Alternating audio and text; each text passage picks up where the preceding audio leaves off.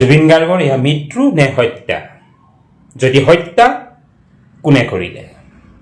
আৰু যদি মৃত্যু, কেনেকৈ হ'ল? এয়া সাধাৰণ মৃত্যু নে জুবিনৰ আত্মহত্যা? আপোনালোকে এটা কথা হয়তো নাজানে নহয়, নাজানে, আৰু জানি আচৰিত হ'ব। আৰু সেই কথাটোৱে হৈছে, চাওক, একদম মই চিধা কথা কওঁ, মই এজন উকিল হওঁ, সেইটো কথা আপোনালোকে বহুতে নাজানে। চাওক, এতিয়া মোৰ সময়, জুবিন গাৰ্গৰ হত্যাত আমি সকলোৱে চকুলো টুকিছোঁ। সেয়া অন্তৰৰ ক'ৰবাত এতিয়াও বিষায় কথাটো মনত পৰিলে। সেয়া আমি কেতিয়াও পূৰণ কৰিব নোৱাৰোঁ।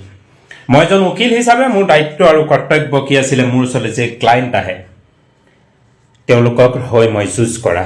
কিন্তু মোৰ লগতে সমগ্ৰ অসমৰ উকিল সন্থাই নিজৰ মহানুভৱতা প্ৰকাশ কৰিছিল যে আমি জুবিন গাৰ্গৰ হত্যাৰ অভিযুক্তসকলৰ হৈ ওকালতি কেতিয়াও নকৰোঁ বুলি। কিন্তু পৰিস্থিতি আপোনালোকে দেখিছে নিশ্চয়। চাওক, আমাৰ এইটো বেপাৰ, উকিল কৰা আমাৰ এটা বেপাৰ, ওকালত কৰা এটা আমাৰ বেপাৰ। এইটো কাৰণে আমি পঢ়িছোঁ, বিভিন্ন মাথা মাৰিছোঁ। সঁচাক মিছা, মিছাক সঁচা কৰাই আমাৰ হৈছে ধৰ্ম। প্ৰুফ দিম আমি প্ৰুফ দিম যে মোৰ ক্লাইণ্টজন নিৰ্দোষী হয়, সেয়াই আমাৰ ধৰ্ম। লাগিলে সৰাসৰ তেওঁ অপৰাধী হওক, কিন্তু তেওঁক অপৰাধী নহয় বুলি সজাব পৰাটোৱে হৈছে আমাৰ ধৰ্ম। আৰু এই সময় আমাৰ সমাগত। চাওক, জুবিন গাৰ্গ এজন প্ৰেমী হিচাপে তেওঁৰ কণ্ঠৰ সুৰৰ যি যাদু, সেই যাদুত মহিয়ান হৈ আমিও আচলতে জুবিনক বহুত ভাল পাওঁ। জুবিন এজন সৎ মনোভাৱৰ ব্যক্তি, অসমৰ সম্পদ, সেয়া আমি কোনেও নুই নকৰোঁ। সেয়েহে জুবিন গাৰ্গৰ অপমৃত্যুত আমি সকলোৱে ক্ষোভ প্ৰকাশ কৰিছোঁ, আৰু যি অভিযুক্ত সেইসকলৰ সপক্ষে আমি কেতিয়াও যুঁজ নিদিওঁ বুলি কৈছিলোঁ। কিন্তু বৰ্তমান পৰিস্থিতি আপোনালোকে সকলোৱে জানিছে যে তেওঁলোকে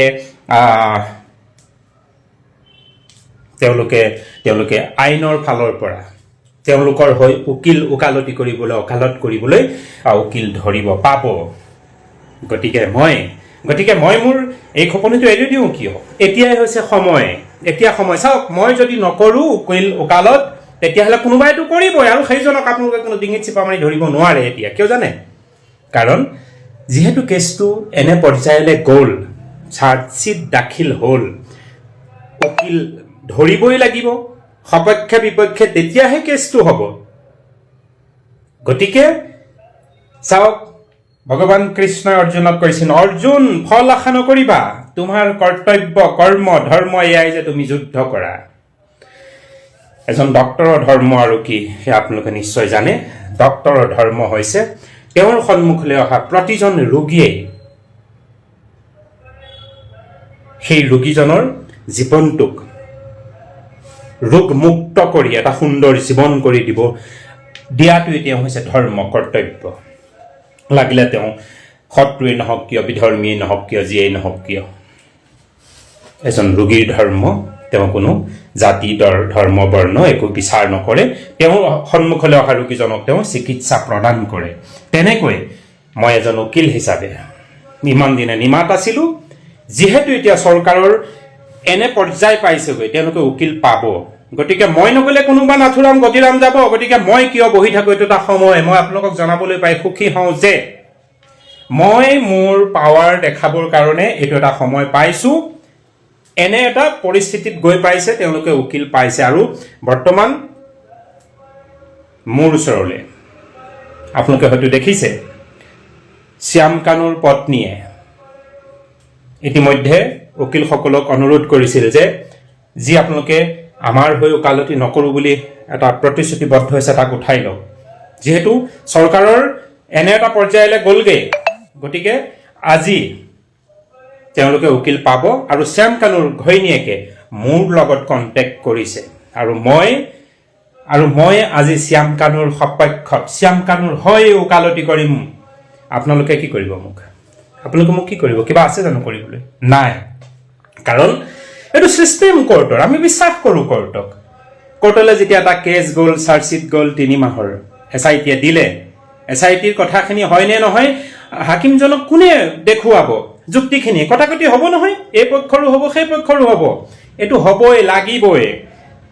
গতিকে এই সময়ৰ সুবিধাটো এৰি নিদিওঁ মোৰ ওচৰলৈ আহিছে মোৰ ধৰ্ম আৰু কৰ্তব্য হ'ব SITয়ে মোৰ ধৰ্মটো চাওক দেই জুবিন গাৰ্গৰ হত্যাটো নাকচ কৰা মানে এওঁলোকৰ ওপৰত দুখমুক্ত কৰাৰ মোৰ কথা নহয় মোৰ কথা কি হ'ব জানে মোৰ কথা এইটো নহয় আপোনালোকে ভুল কনচেপ্টটো নল'ব যে জুবিন গাৰ্গৰ হত্যাত মই আনন্দ পাইছোঁ কিংবা মই পইচাৰ পিছত দৌৰিছোঁ আৰু জুবিন গাৰ্গৰ মৃত্যুৰ যিসকল অভিযুক্ত হত্যা সেইসকলক বচাই দিয়াৰ মোৰ সেইটো উদ্দেশ্য নহয় মোৰ উদ্দেশ্যটো কি জানে এই যে কাৰণ আমি উকিল হওঁ আমি যোদ্ধা হওঁ আমি সাধাৰণ সৰু সুৰা প্ৰাণীত মাছ নধৰোঁ কথাটো গম পালেনে আমি সদায় সাঁতুৰি নাদুৰি ধৰোঁ তাৰ অৰ্থ এই যে ৩৫০০ পেজ ৭,০০০ কিমান যে এটা ট্ৰাং ভৰাই দিছে এই ট্ৰাংটোৰ বিৰুদ্ধে এই ট্ৰাংটোৰ বিপৰীতে আমাৰ পাৱাৰ দেখাম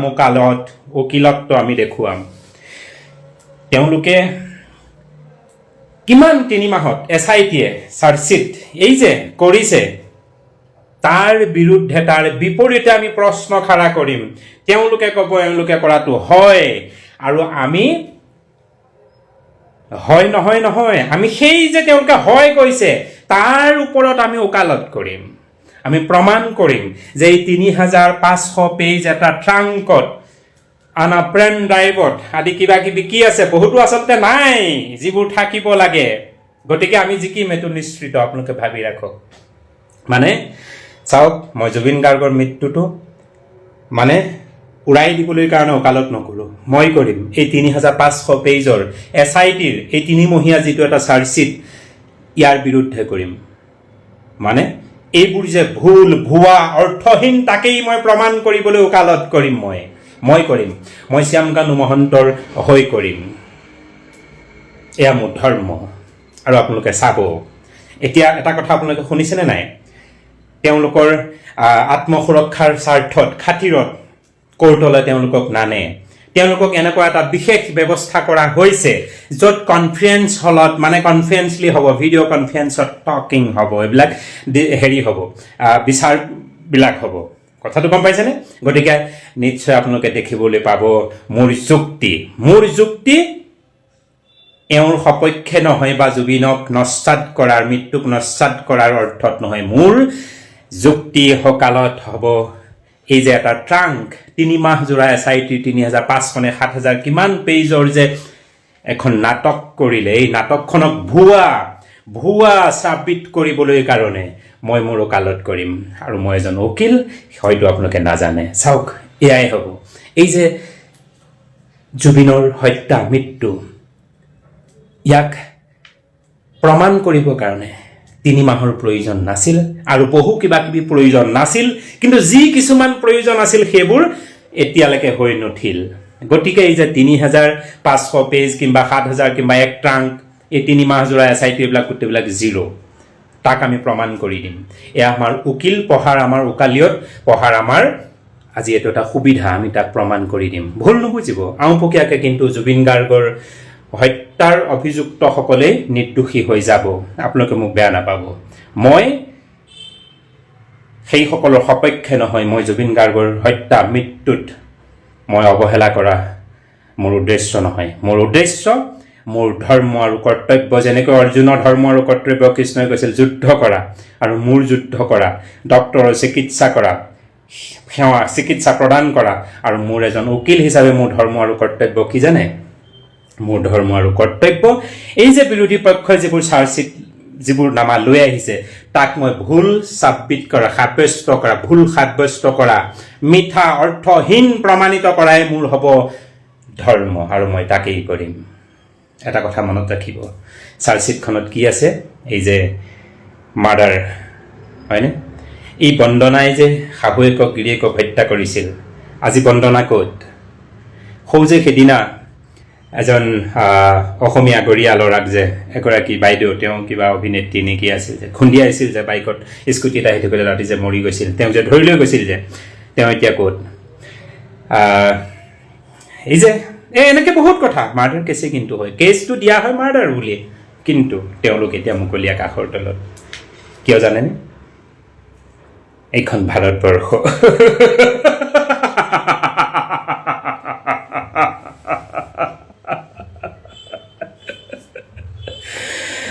আমি সকলোৱে জানো। এই যে আৰু এটা কথা, সেই শৰ্মা উপাধিৰ কোনখন জিলাৰ উজনি ফালৰ এই যে স্কুলীয়া কলেজীয়া দুজনী ছোৱালী ডাইৰেক্ট হপিয়াই যে কাটিছিল যে বাঁহতলিত যে গৈ লুকাই আছিলগৈ, তাক ধৰি নিলে, তাৰ কিবা হ'লনে এতিয়া? নাই হোৱা নহয়। ভিডিঅ' ফুটেজ আছে, সকলোৱে স্বচক্ষুৱে দেখিছোঁ, অথচ একো হোৱা নাই। মাৰ্ডাৰ কেছে আছিলে, কি হ'ল? জেলত আছে কিন্তু একো হোৱা নাই। নহয় কিয়? কাৰণ এখন ভাৰতবৰ্ষ, আমি উকিল পঢ়িছোঁ, বহুত কিতাপ পঢ়িছোঁ।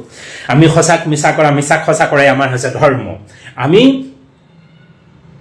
জুবিন গাৰ্গৰ মৃত্যুক কোনো ল'ৰা ধেমালি খেলিবলৈ ওলোৱা নাই, কিংবা শ্যাম কানুকে আদি কৰি সিদ্ধাৰ্থকে আদি কৰি সিহঁতক বচাবলৈ ওলোৱা নাই। কিন্তু আমাৰ ধৰ্ম আমি ৰক্ষা কৰিবলৈ ওলাইছোঁ। আমাৰ ধৰ্মই হৈছে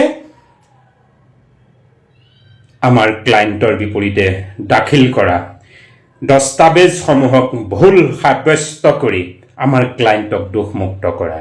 চ' আমি তাকে কৰিম। চাই যাওক।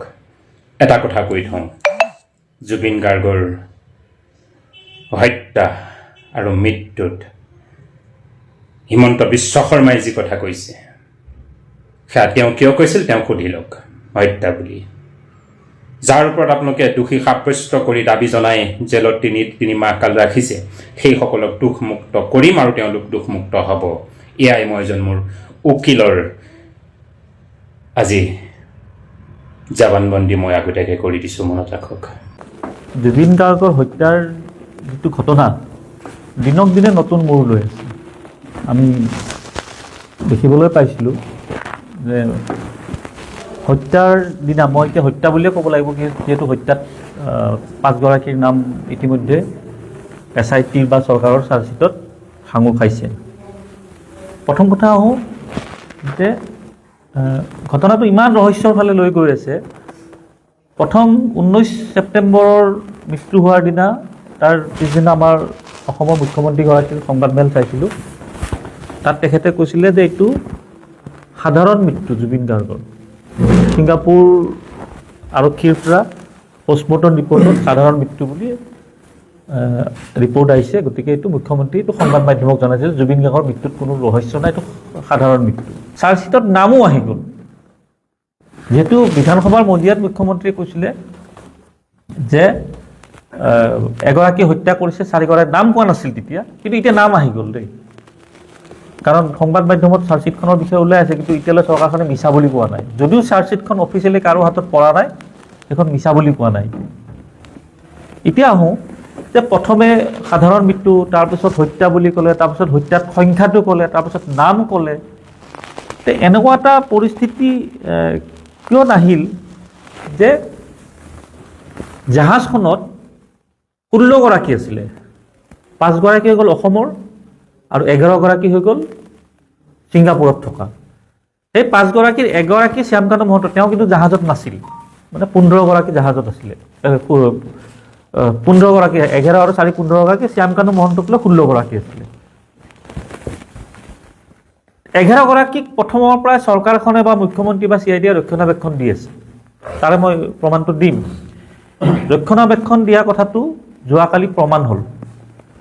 যে যোৱাকালি কেনেকুৱা প্ৰমাণ হ'ল, যোৱাকালি ছিংগাপুৰ পুলিচৰ এটা ৰিপৰ্ট ওলাইছে, আপোনালোকে পাইছে নি নিশ্চয় কপিটো। তাত কি ক'লে, জুবিন গাৰ্গৰ মৃত্যু অস্বাভাৱিক নহয়, স্বাভাৱিক বুলি আকৌ কৈছে। যিটো 17 তাৰিখে এখন পত্ৰৰ যোগে কৈছিলে। মই 15 অক্টোবৰত গোচৰ দিছিলোঁ। 17 তাৰিখে ছিংগাপুৰ পুলিচে এখন ৰিপৰ্ট দিছিলে যে জুবিন গাৰ্গৰ মৃত্যু কোনো ৰহস্য নাই।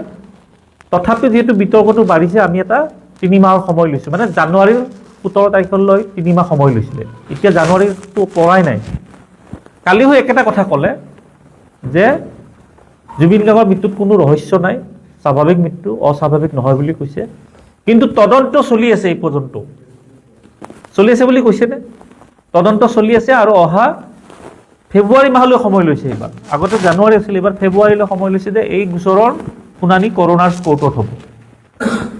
এইখিনিলৈ ঠিকে আছে। এতিয়া আহক সেই ৰিপৰ্টত এটা আপোনালোকে গুৰুত্বপূৰ্ণ কথা মন কৰিছেনে নে নাজানো, আজিকালি বহুত কথা এনেকুৱা হৈছে মন কৰিলেও কোনোবাই ক'ব সাহ নকৰে, ভয় কৰে। ছিংগাপুৰ আৰক্ষীয়ে এই 4গৰাকীৰ নাম যে হত্যাৰ গোচৰত সাঙুৰ খাইছে, আজি কেইদিন হ'ল?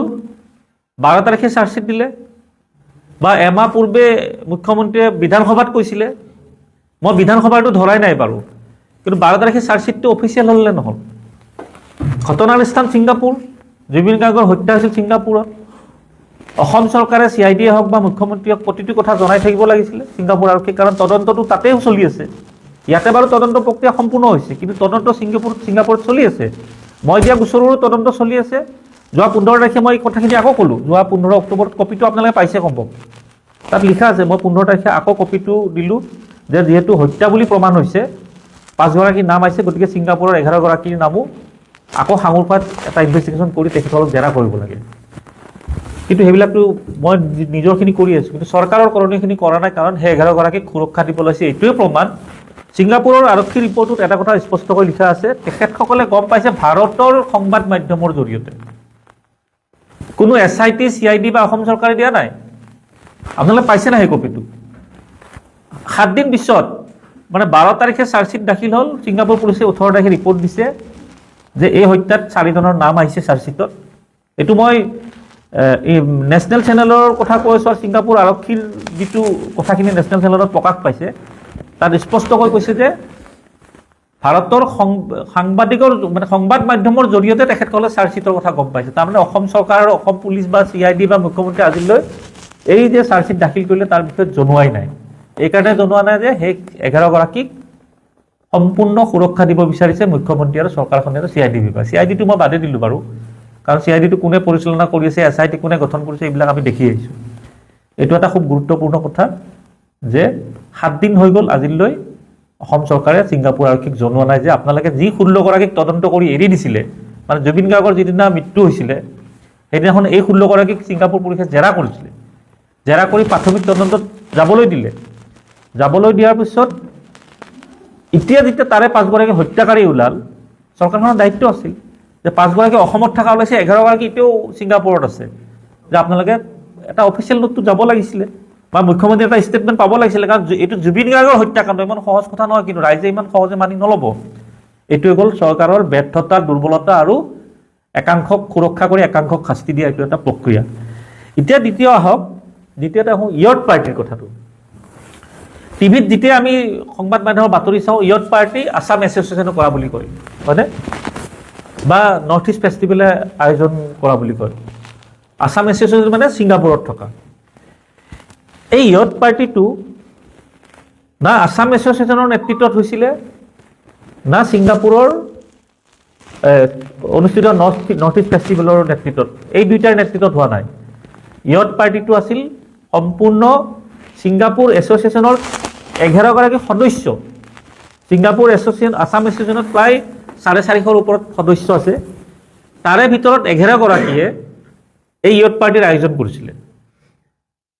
11গৰাকীয়ে এতিয়া আয়োজন কৰাৰ পিছত জুবিন গাৰ্গৰ যিহেতু হত্যা হৈছে, হত্যাটো ক'ত হৈছে?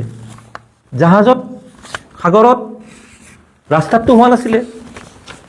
তাত কোন জড়িত আছে কোন জড়িত নাই সেইটো প্ৰমাণ কৰিব আইন আদালতে, গোচৰটো চলিবহে এতিয়া। কথাটো যে জুবিন গাৰ্গৰ হত্যাৰ ন্যায় আমি যিকোনো পৰ্যায়লৈ যাম। মই গৈছোঁ, দেখি আছে, মই 3বাৰকৈ ছিংগাপুৰ গ'লোঁ এতিয়ালৈ। জুবিন গাৰ্গৰ মৃগ ৰোগ আৰু বমিৰ লক্ষণক অৱহেলা কৰি পানীত সাঁতুৰিবলৈ উচতনি দিছে। প্ৰথমবাৰ তেওঁ সাঁতুৰিব যাই কিবাকৈ বাচি আহিল, আকৌ দ্বিতীয়বাৰ তেওঁক বাধ্য কৰাইছে। লাইফ জেকেট নিপিন্ধি বুলি কোৱাৰ পিছতো বাধা প্ৰদান কৰা নাই। এইটো আয়োজকসকলৰ দায়িত্ব আছিলে। বিপদৰ সময়ত উদ্ধাৰ কৰাৰ পৰিৱৰ্তে ভিডিঅ' ৰেকৰ্ডিং কৰি আছে। মানুহ এটা মৰি আছে, 75 মিনিট পৰি আছে বুলি আমি পিছত গম পাইছোঁ। 75 মিনিট ছিংগাপুৰৰ ৰাস্তাত পৰি থকা নাই, এই জাহাজখনত বা পানীত ডুবি আছিলে। আজিলৈ আমি ভিডিঅ' নাপালোঁ যে এই 75 মিনিটত তোমালোকে তেখেতক সুৰক্ষা দিব বুলি তোমালোকে ভিডিঅ' ৰেকৰ্ডিং কৰি আছা, অৱহেলা কৰিছা। ফেৰী টাৰ্মিনেলৰ কথাটো কওঁ, এম্বুলেঞ্চখন আপোনালোকে কৈছে ন 75 মিনিট দেৰিকৈ আহিছে, কিবা আহিছে। আমাৰ ঘৰত যদি বা আপোনালোকৰ ঘৰত কাৰোবাৰ যদি দুৰ্ঘটনা হয়, কিবা এটা এক্সিডেণ্ট হ'ল, আপুনি এম্বুলেঞ্চখন লৈ ৰখিবনে নিজৰ বাহনখনত লৈ যাব মেডিকেললৈ? নিজৰ বাহনত লৈ যাব। এই ইয়ট পাৰ্টি যি 11গৰাকীয়ে সাগৰত গৈছিলে, এটাতো পাৰৰ পৰাই গৈছিলে, কোনোবা এটা পাৰত গাড়ীবিলাক তেখেতসকলৰ, মই 11গৰাকীৰে নকওঁ, তাৰে 4-5গৰাকী, কেতিয়াবা মই প্ৰমাণো দি দিম ক'ত গাড়ী পাৰ্কিং কৰিছিল, কি কৰিছিল, চব এইবিলাক ভিডিঅ' কেমেৰাত ৰেকৰ্ডিং হৈ থাকে। তেখেতসকলে নিজা বাহনেৰে প্ৰথম সাগৰৰ পাৰলৈ গৈছে, বাহনবোৰ পাৰ্কিং কৰিছে, পাৰ্কিং কৰি জাহাজত উঠিছে, জাহাজত উঠি 1 ঘণ্টাত তেখেতসকলে চেণ্ট জন আইলেণ্ড পাইছে আৰু তাত ঘটনাটো হৈছে। তাত ঘটনাটো হোৱাৰ পিছত তেখেতসকলৰ দায়িত্ব আছিল এম্বুলেঞ্চলৈ ৰখিবই নালাগে, ইমিডিয়েট তাৰ পৰা লৈ আনি নিজৰ বাহনেৰে প্ৰথম লৈ যাব লাগিছিল মেডিকেললৈ, কিন্তু সেইটো নকৰিলে। সেইটো নকৰি কি কৰিলে, তেখেতসকল নিশ্চিত হৈছে যে জুবিন গাৰ্গৰ মৃত্যু হৈছে, আমি আৰু চেষ্টা কৰি লাভ নাই, যাৰ বাবে এম্বুলেঞ্চৰ কাৰণে 70ৰ পৰা 90 মিনিট তেখেতসকলে ৰখি থাকিল। হয়নে কথাটো? যদি ৰাজপথত 70ৰ পৰা 90 মিনিট ৰখি থাকিলে হয়, ছিংগাপুৰৰ নিচিনা দেশ এখনত পুলিচ প্ৰশাসন এনি টাইম সষ্টম হৈ থাকে। তেখেতসকল কোন দোষী কোন নিৰ্দোষী কি হত্যা সেইটো পিছত চাব, প্ৰথম তেখেতক ট্ৰিটমেণ্ট দিলে হয়। ট্ৰিটমেণ্টৰ পৰা এইকাৰণে বঞ্চিত হ'ল যে এখেতসকলৰ অৱহেলা। এতিয়া কথাটো হৈ গ'ল, এই যিকেইটা কাৰণ মই আপোনালোকক ক'লোঁ, এই কাৰণকেইটাৰ ভিত্তিত তেখেতসকলৰ এই 5জনৰ ওপৰত 103 আৰু 105ৰ গোচৰ ৰুজু কৰিছে। এইকেইটা কাৰণ সেই 11গৰাকীৰ ক্ষেত্ৰত প্ৰযোজ্য হ'ব লাগে নে নালাগে? একেখন জাহাজত 16গৰাকী আছে, 5গৰাকীৰ ক্ষেত্ৰত প্ৰযোজ্য হ'ল, বাকী 11গৰাকীৰ ক্ষেত্ৰত নহ'ল। আৰু আটাইতকৈ ডাঙৰ কথা, এই 11গৰাকীক যে শাস্তি দিব বিচৰা নাই, মই বাদেই দিলোঁ, অন্ততঃ তদন্তলৈ আনক, তদন্ত প্ৰক্ৰিয়ালৈ আনক। চাৰ্জশ্বিটত নাম দিলেতো দোষী হৈ নাযায়। চাৰ্জশ্বিটত নাম দিলে দোষী হৈ যায় নেকি?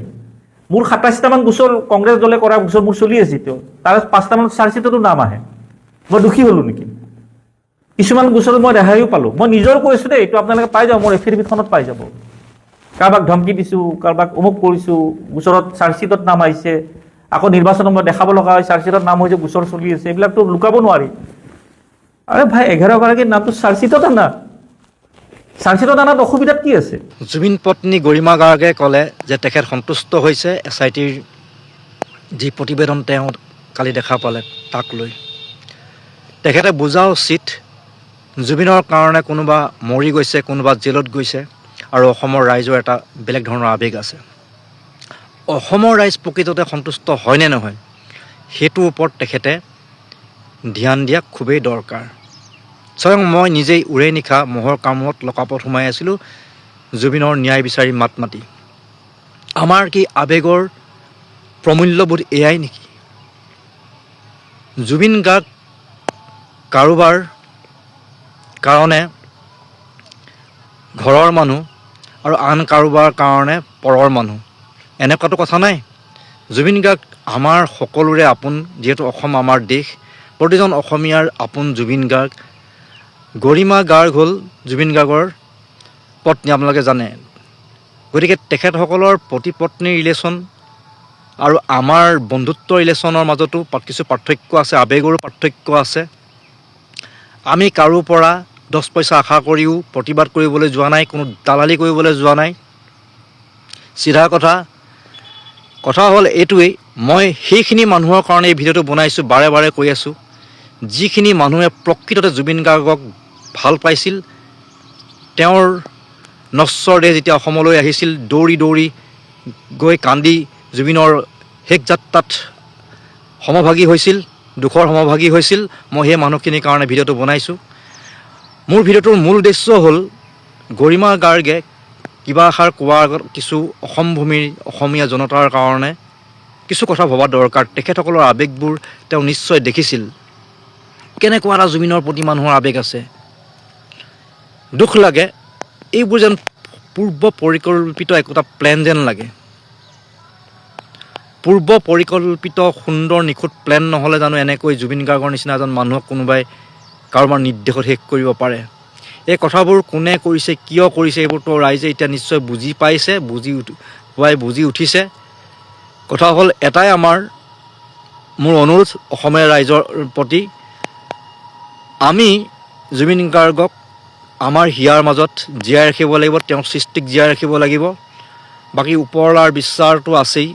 মই ভগৱানক সদায় কওঁ যে এই বিচাৰ তুমি নিশ্চয় এদিন সুবিচাৰ এটা কৰিবা। আদালতৰ মজিয়াটো যদি কোনোবা হাৰি যায়, কিন্তু ঈশ্বৰৰ বিচাৰত এই পৃথিৱীত কোনো হাৰি নাযায়। ভগৱানৰ ওপৰত আস্থা ৰাখিছোঁ। আমি আমাৰ জীৱিত কালত যেন সেই ব্যক্তিসকলৰ বিচাৰ ঈশ্বৰে কেনেকৈ কৰে তাক চাই যাম বুলি ভাবিছোঁ। গতিকে ৰাইজ হতাশ নহ'ব। আপোনালোকক মই ভাল পাওঁ আৰু আপোনালোকে ভালে কুশলে থাকক, ঈশ্বৰক প্ৰাৰ্থনা কৰক, কাৰণ আমি কিছুমান এনে কাম কৰিব নোৱাৰোঁ যিবোৰ আমাৰ নিয়ন্ত্ৰণৰ বাহিৰত। গতিকে ভগৱানৰ নিয়ন্ত্ৰণত থকা এই যি কৰ্ম জুবিন ন্যায় বিচাৰৰ যি প্ৰক্ৰিয়া, ঈশ্বৰৰ মই আদালতত আজি অৰ্পণ কৰিছোঁ, যাতে জুবিন গাৰ্গে অদূৰ ভৱিষ্যতে ন্যায় পায়। की मिट्टी आपकी गूंज अभी जगी है, सिंगापुर की लहरों में सितारा हमने खोया है। कुत्तों ने खा गए आपकी मेहनत का ताज, किला हरामी लोगों ने छीन ली हमसे आपकी आवाज। हर वीडियो और तस्वीर में आपकी लाचारी है, अब सच को दबाना किसी के बस की बात नहीं है। डॉक्टर ने कहा कमजोर है, पानी और आग से संभालो इसे, पर लहरों में बिना जैकेट क्यों छोड़ा उसे। हर गीत, हर हंसी, हर सपना चुराया गया हमसे, फिर भी यादों में आप हमेशा जिंदा रहेंगे। सोशल मीडिया पर सच उभर आया, वीडियो क्लिप्स ने राज दिखाया, किसके हाथों में छुपा है ये काला राज। हर दिल में गूंजती है आपकी पुकार। असम से सिंगापुर तक आपकी कहानी सुनाएंगे हम, कुत्ते केला हरामी अब क्यों फरार है सब। उन कुत्तों को जनता के हवाले कर दो, जनता करेगी उनका इंसाफ।